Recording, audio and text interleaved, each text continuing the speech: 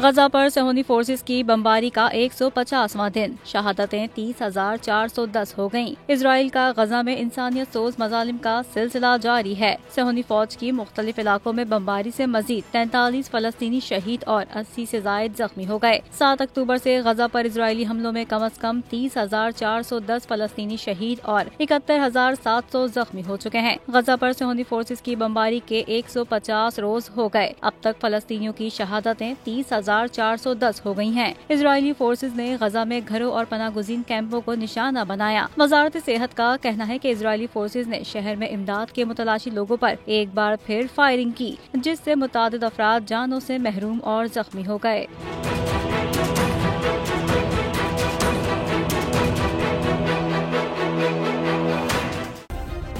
Subscribe करें और bell दबाएं ताकि कोई खबर रह न जाए।